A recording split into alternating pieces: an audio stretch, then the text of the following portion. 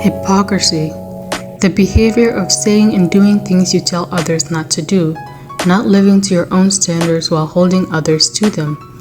The most common hypocrisy is moral hypocrisy. It has mostly to do with personal ethics or secular ethics, preaching about things like kindness, compassion, positivity, and honesty, but their actions tell completely different stories. Holding others and yourself to different standards, giving grace to yourself or someone you have a bias towards, but condemning others for the same behaviors. And then there is religious hypocrisy.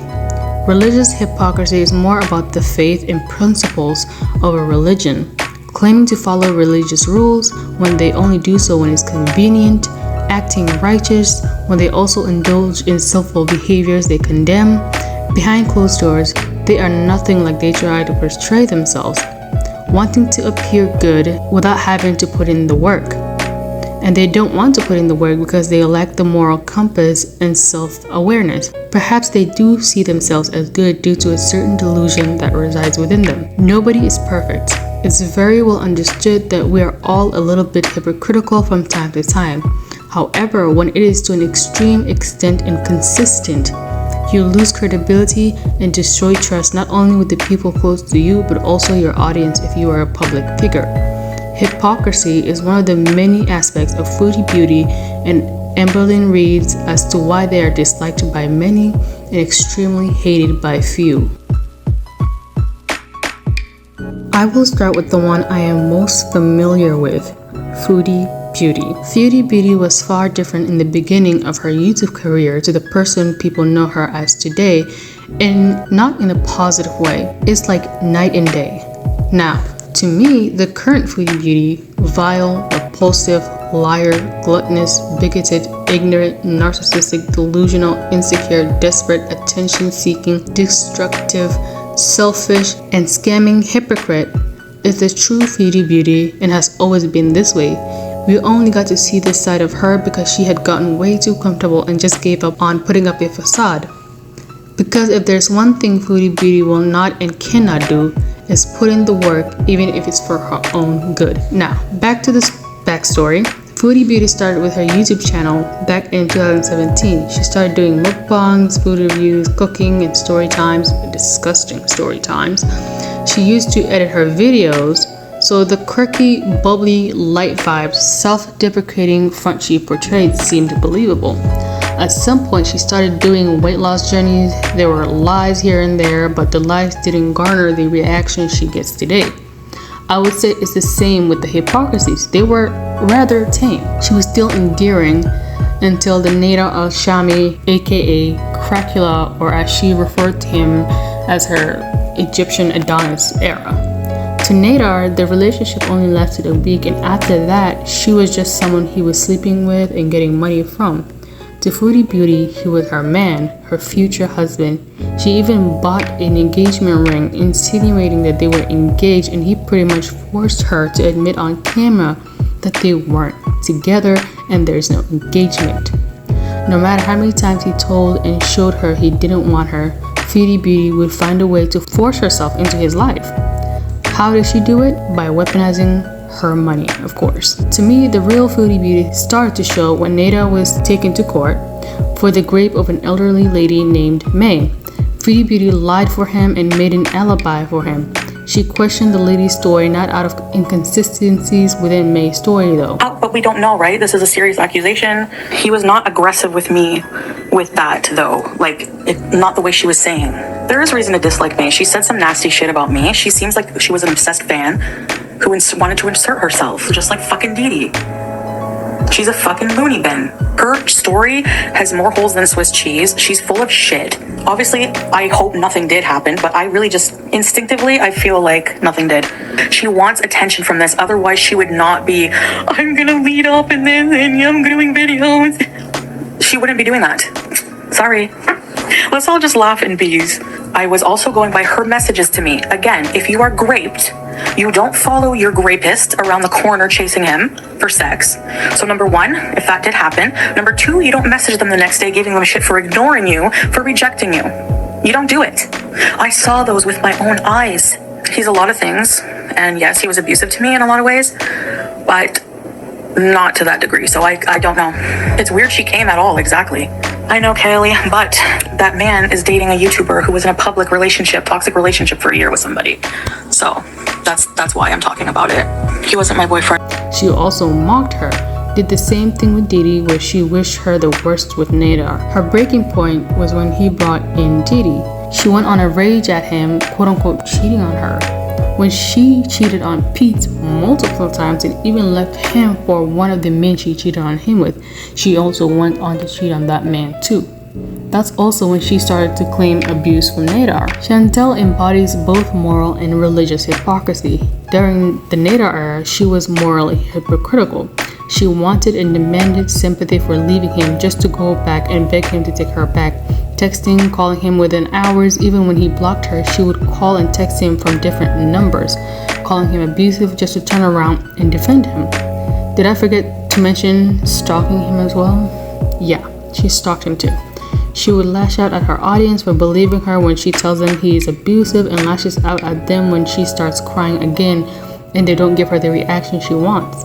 She screams that her relationship is private while blasting every detail to the internet. She mocked women who went back to their abusive exes when she went back to Nadar multiple times. She invalidated Becky's story of her time with Amberlynne Reid while raging at people for questioning her story with Nadar. So what did she do? Financial?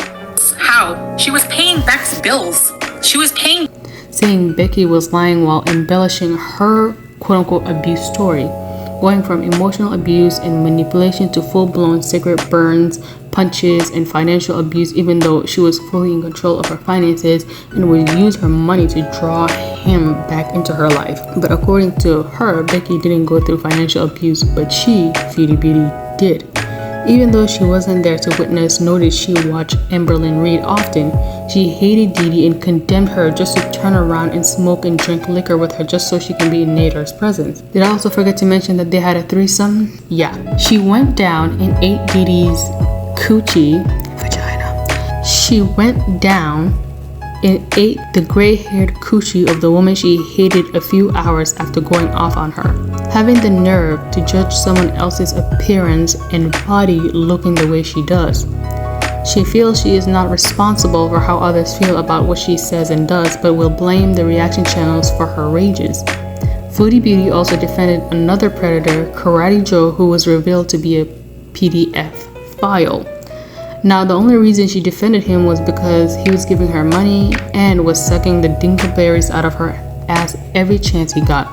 If he was someone who was critical of her, she would have used everything she knew about him, including his disgusting past behaviors towards children, against him. She defended Cyrex, a predator who raped a blind schoolboy, but expects us to be sympathetic to her and believe her in her regard to Nadar. Defending two predators while condemning the other simply because she didn't get her way with him. Then there's the religious hypocrisy. She rages at people who question her devotion to Islam, only following certain rules while ignoring others, like not having a man in the room when not covered up, but will rage, call people, women in particular, derogatory names, which is a sin. It's haram. Voicing her opinions and judging parents when she herself has a history of neglecting and abusing her cats. Now, I'm not comparing children to animals.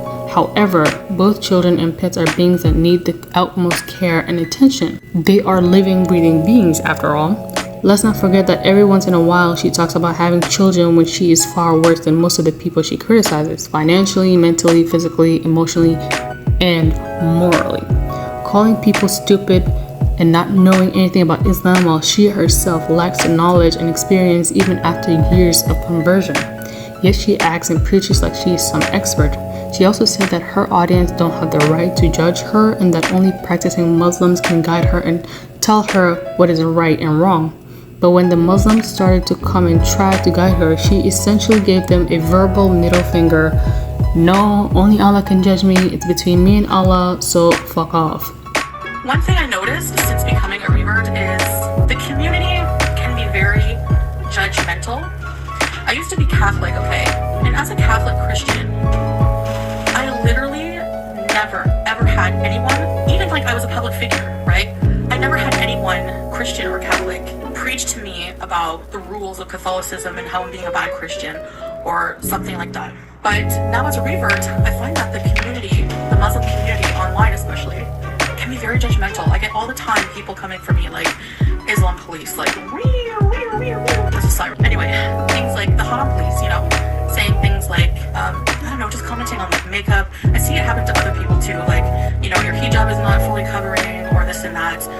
You shouldn't be saying this, you shouldn't be smoking shisha, you know, you should be eating with the left hand, you should be doing this, you should be doing that.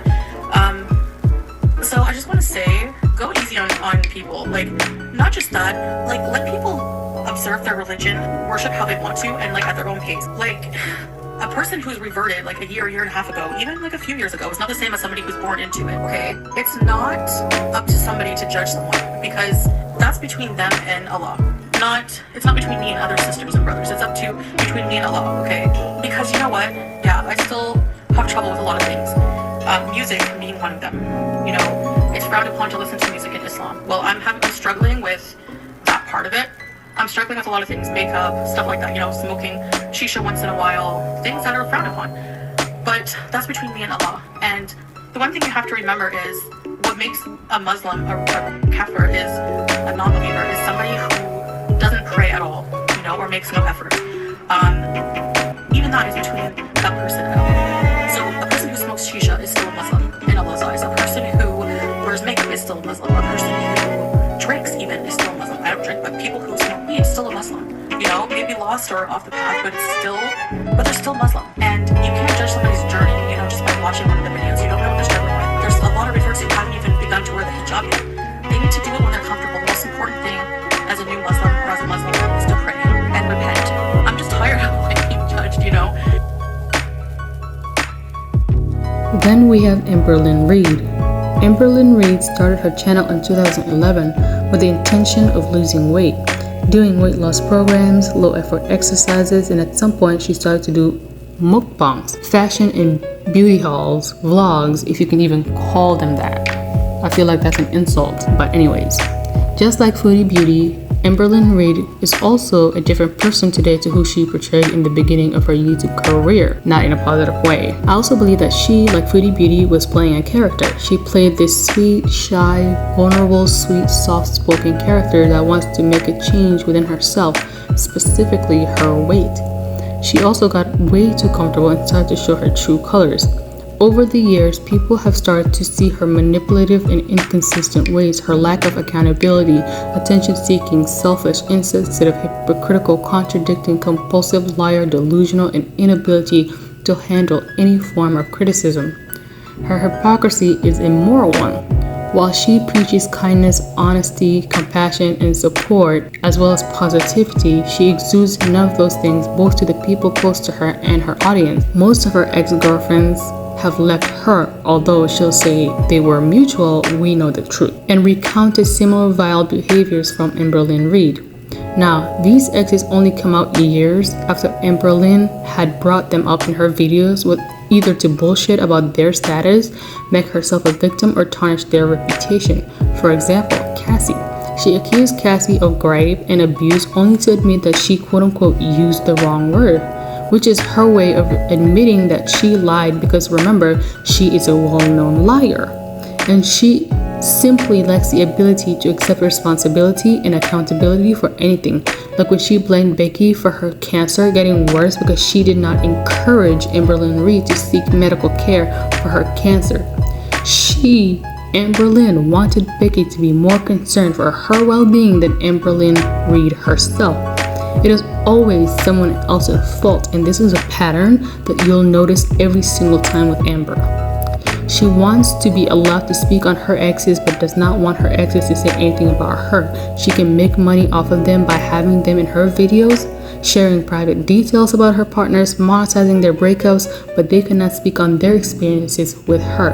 She can bring up and lie on her family for decades, but her family can't, and she always threatens like this explosive, life-ruining tea whenever they try to speak up about what she has done. A good example would be when she lied that Aunt Tammy cut off contact with her because she was fat, which was a lie. She can bring up unnecessary details about a person she is on bad terms with, like Aunt Tammy cheating on her abusive ex-husband, which had nothing to do with what they were talking about.